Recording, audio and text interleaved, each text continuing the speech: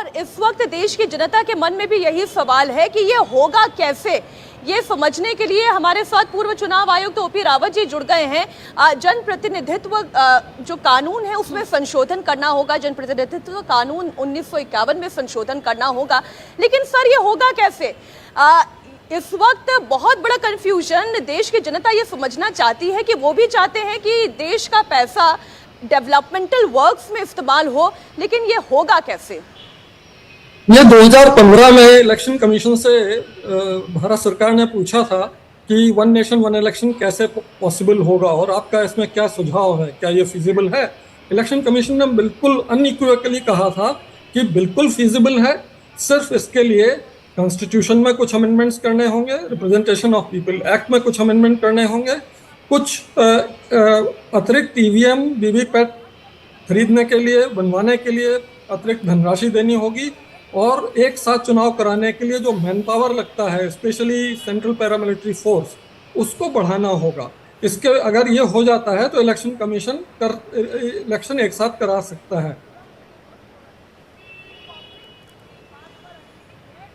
लेकिन सर चुनौती तो सिंक्रोनाइजेशन की है। अब जैसे एक एग्जाम्पल के तौर पे मैं आपसे समझना चाहती हूँ कि अगर 2024 के लोकसभा चुनाव के कॉन्टेक्स्ट में देखें और 2023 में जहां पर 5 राज्यों में अभी भी विधानसभा चुनाव प्रस्तावित हैं, साल के अंत तक यहां पर आचार संहिता लागू हो जाएगी और इलेक्शन कंडक्ट कराने के प्रोसेस में ये राज्य चले जाएंगे, राजस्थान, मध्य प्रदेश, छत्तीसगढ़, तेलंगाना, मिजोरम।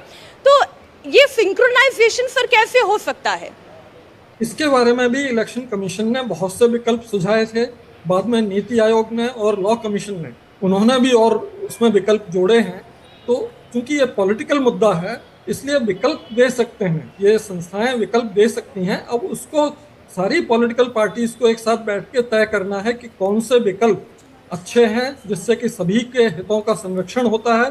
जैसे एक उदाहरण के लिए मैं आपको बताऊं, इलेक्शन कमीशन ने ये सुझाया था कि सभी विधानसभाओं को लोकसभा के साथ सिंक्रोनाइजेशन में लाने के लिए जिनकी अवधि 2.5 साल से ज़्यादा पूरी हो चुकी है उनको अर्ली डिसॉल्व किया जा सकता है टू बिगिन विद, या जिनकी अवधि 2.5 साल से कम है उन्हें जारी रखा जा सकता है और बाद में एक्सटेंड करके उनको सिंक्रोनाइजेशन में लाया जा सकता है। इस तरह के कई सुझाव उसमें हैं। इसके बाद फ्यूचरिस्टिक इश्यूज भी हैं कि मान लीजिए कोई बीच में डिसॉल्व हो जाती है, उस समय क्या करेंगे, तो उसके बारे में भी सुझाव उसमें दिए हैं और नीति आयोग और विधि आयोग के पेपर्स में। देवेंद्र, आप भी कुछ सवाल पूछना चाह रहे थे, मेरे तो आपसे इतने सारे सवाल है। बहरहाल over to you. OP Rawat ji, आपको क्या लगता है कि जैसे अगले साल लोकसभा चुनाव के साथ राज्यों के चुनाव कराए जा सकते हैं, मैं सिर्फ फिजिबिलिटी की बात कर रहा हूँ, पॉलिटिकल एस्पेक्ट की बात नहीं कर रहा हूँ, क्या चुनाव आयोग के लिए ऐसा कराना संभव होगा कि एक साथ राज्यों के चुनाव, लोकसभा के चुनाव करा ले? कम से कम सारे राज्य तो नहीं तो कम से कम अधिकांश राज्य।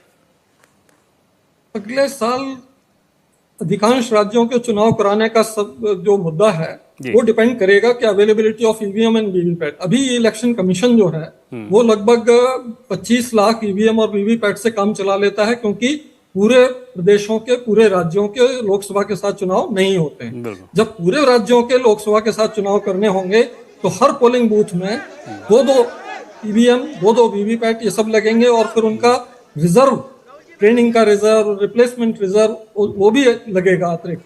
और उसको इतनी जल्दी नहीं बनाया जा सकता कि 1 महीने में आपने पैसा दे दिया तो मिल गया। उसके मैन्युफैक्चरिंग के लिए कम से कम 1-2 साल का समय भी लगेगा। तो इसलिए ये इलेक्शन कमीशन की इन्वेंट्री से देख के पता लगेगा कि वो किस स्थिति में इस समय है और कब ये संभव होगा उन्हें कि वो एक साथ राज्यों के और केंद्र के चुनाव करा सकते हैं। और रफली अगर आइडिया लें तो लगभग कितने ईवीएम की जरूरत पड़ेगी और अतिरिक्त? इससे डबल लगभग 5 मिलियन। और वो 25 लाख हैं और 25 लाख ही लगेंगे। और वो जो हमारी पीएसयू है वो कितने दिनों में दे सकती है? ये अभी जो देने का रफ्तार है, उनकी कैपेसिटी बहुत सीमित है और ये कम से कम उनको 1 से 2 साल लग सकते हैं। मतलब ये तो माना जाना है कि तैयारी के लिहाज से, फिजिबिलिटी के लिहाज से अगले 2 साल में वन नेशन वन इलेक्शन नहीं होने जा रहा है, नहीं हो सकता है। ये आप मेरे कहने से नहीं मान सकते हैं, क्योंकि मुझे अभी इलेक्शन कमीशन की इन्वेंट्री का कोई आइडिया नहीं है। मैं जो 25 लाख की संख्या बता रहा हूँ, ये बता रहा हूँ 2018। अच्छा देवेंद्र, एक लगभग हमें भी इतना ही डाटा दिया गया था। 2018 20 लाख उसके जी। अभी हमने भी कल पड़ताल की थी तो उसमें यही कहा गया था कि 20-22 लाख के आसपास अभी ईवीएम है। उसमें ये बताया गया कि एक तो खर्च बहुत ज़्यादा होगा, दूसरा एक ईवीएम तकरीबन 15 साल चलता है, तो उसमें बहुत सारे पहलू बताए जा रहे थे। तो उस लिहाज से मान के चला जा सकता है कि जैसा कि आप बता रहे हैं कि एक बड़ा चैलेंज रहेगा कि ईवीएम की उपलब्धता। Meenakshi? Correct EVM VVPAT most important factor हाँ है। देवेंद्र, मेरा सवाल अब आपसे है जी जी देवेंद्र, पहले हम इस कॉन्सेप्ट को समझ लें कि ये इलेक्शन अगर करवाती है सरकार तो ये होगा कैसे। कुछ चैलेंजेस आपने रावत जी से डिस्कस किए, लेकिन ये पूरा फॉर्मूला हम थोड़ा दर्शकों का अगर समझा पाए, आप बताइएगा कि चलिए ये समझ में आ गया। एक ऑप्शन ये है कि जिन राज्यों में चुनाव अभी प्रस्तावित है उनके कार्यकाल को थोड़ा सा एक्सटेंड करके आप लोकसभा चुनावों के साथ उन विधानसभाओं के चुनाव कर लें, और जिन राज्यों के विधानसभा फौरन बाद हैं लोकसभा चुनावों के, जिसमें हम दिल्ली, महाराष्ट्र आदि राज्यों को काउंट करें, बिहार को काउंट करें, तो इन्हें हम इनका कार्यकाल थोड़ा सा घटाकर ये लोकसभा चुनावों के साथ कंडक्ट कराया जा सकता है। लेकिन उन राज्यों का क्या होगा, वो 16 राज्य जहां ऑलरेडी इलेक्शन हो चुके हैं, जहां पर सरकार 6 महीने की कहीं 1 साल की ही आगे बढ़ पाई है, उन्हें कैसे अकोमोडेट किया जाएगा? और मीनाक्षी, अगर रावत जी उपलब्ध हैं तो मुझे लगता है कि पहले उनसे ज़्यादा बात कर लेना ज़्यादा ज़रूरी है, क्योंकि सरकार ने अभी फैसला किया नहीं है, सरकार ने सिर्फ कमेटी बनाई है। तो इसके पहले चुनाव आयोग में क्योंकि रावत जी रहे हुए हैं तो ये ज़्यादा बेहतर तरीके से हमें समझा सकते हैं। मीनाक्षी ने जो सवाल किया रावत जी, क्या आपको लगता है कि 2 फेज में अगर इस चीज़ को किया जाए, वो एक संभावना हो सकती है कि 2 साल बाद एक बार कराया जाए, फिर उसके बाद अगले 2 साल या 2.5 साल बाद?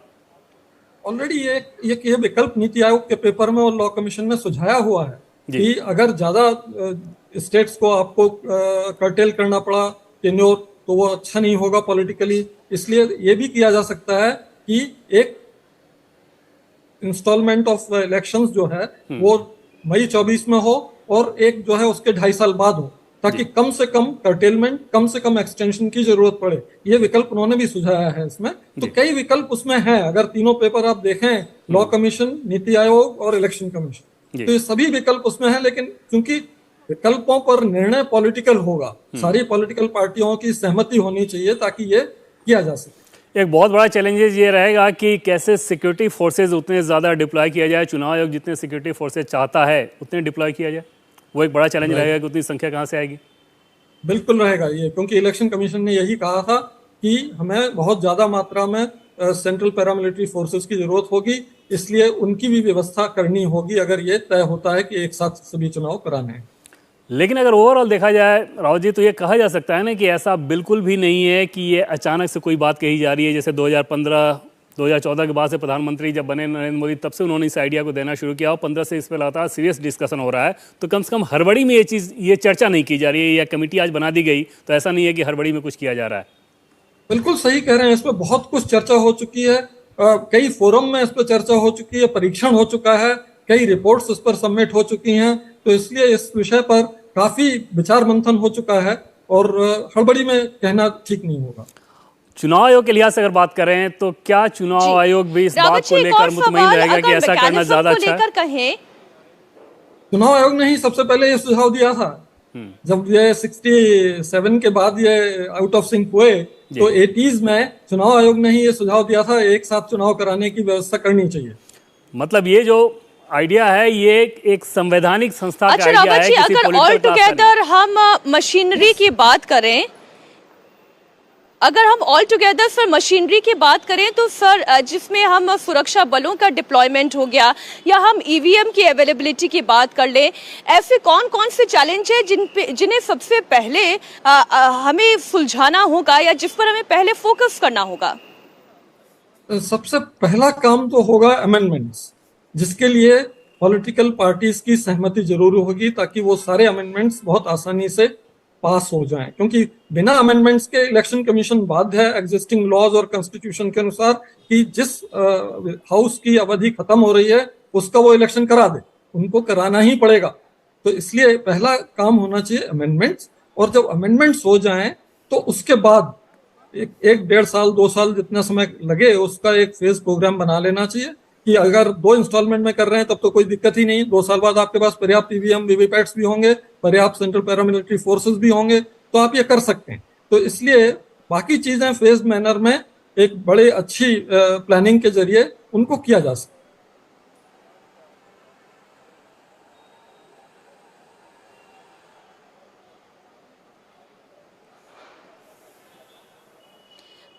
रावत जी देखिए, अभी थोड़ी देर पहले देवेंद्र ने एक सवाल पूछा था कि ईवीएम की अवेलेबिलिटी इस वक्त हमारे देश में कितनी है, और अगर पूरे देश में एक साथ चुनाव कंडक्ट कराए जाते हैं, अगर 2 फेजेस में भी कराए जाएं, तो कितने ईवीएम्स की रिक्वायरमेंट होगी और फिर उनका इस्तेमाल किस तरीके से किया जाएगा?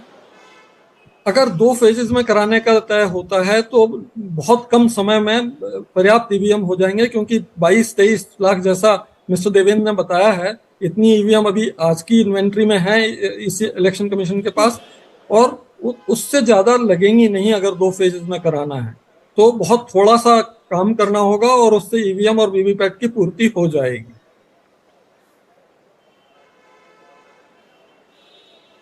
जी, और अगर हम सुरक्षा बलों के डिप्लॉयमेंट की बात करें, क्या ये इतना आसान होगा जितना हमें सुनने में लग रहा है? अगर 2 फेजेस की बात आप कर रही हैं तो मुझे लगता है कि 6 महीने में इजीली उसको मैनेज करना होगा, इजी होगा। लेकिन अगर एक साथ सभी का कराने का तय होता है तो इनके लिए रिक्रूटमेंट, ट्रेनिंग, वो सब बहुत ज्यादा टाइम लेगा, उसके लिए अलग व्यवस्था करनी होगी। अच्छा, एक हाइपोथेटिकल सिचुएशन में और आपके सामने रखती हूं, अगर सरकार ये तय करती है कि 2024 के चुनावों के साथ ही एक फेज में कुछ राज्यों के चुनाव वो कंडक्ट करवाए, तो क्या ऐसी परिस्थिति के लिए हमारे पास पर्याप्त संसाधन हैं? ये तो वर्तमान इलेक्शन कमीशन से पूछना होगा, क्योंकि वर्तमान के आंकड़े मेरे पास नहीं हैं। लेकिन जैसा मिस्टर देवेंद्र ने बताया कि उनने इलेक्शन कमीशन से पता किया था कि अभी उनके पास ईवीएम की संख्या 22 से 23 लाख है, तो अगर 1-2 लाख और मिल जाती हैं तो पर्याप्त हो जाएंगी अगर इस तरह से कराना है तो। लेकिन पूरे अगर राज्यों का एक साथ कराना है तो संभव नहीं होगा। जी, बहुत शुक्रिया रावत जी हमारे साथ जुड़ने के लिए और तमाम जानकारी साझा करने के लिए और बड़े आसान शब्दों में समझाने के लिए। इंडिया टीवी हर वक्त हर जगह डाउनलोड करने के लिए सर्च करें India TV news Google play store या ऐप स्टोर पर।